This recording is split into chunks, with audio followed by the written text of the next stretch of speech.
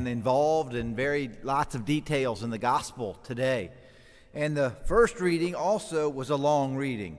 And the first reading is like a hymn, a poem almost, praising wisdom, talking about the greatness of wisdom and the beauty of wisdom and the goodness of wisdom, and that God has poured her wisdom upon all his works and upon every living thing according to his bounty.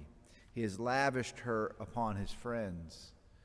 And so this outpouring of wisdom and the hope that our mind and our heart is open to that outpouring from God, that we would be wise. And when you think about, when I think about, who I want to be, one of the qualities that I would love to have is wisdom. And the wisdom of God is not always, it is sometimes, but it is not always, recognized by the world as something good. It can even be called foolishness at times.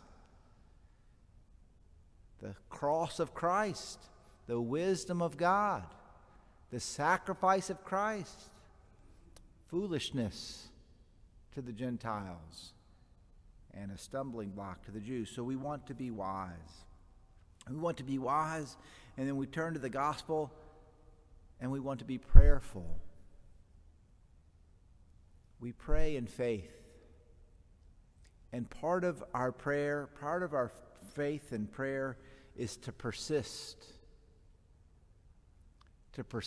in prayer.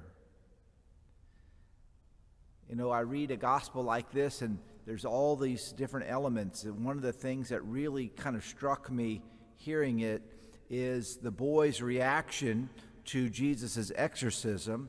And it says he fell down, he stiffened up, he was like a corpse. And the people said, he's dead. And then Jesus takes him by the hand and lifts him, right? And there is kind of a death and resurrection in that gospel, isn't there?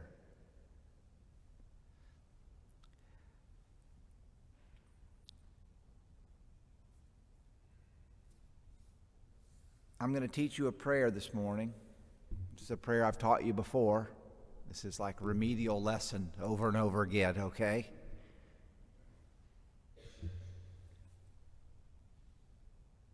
I do believe, help my unbelief. Right? I do believe, Lord, but my faith is weak sometimes. I do believe, help my unbelief. This humble prayer of this desperate father.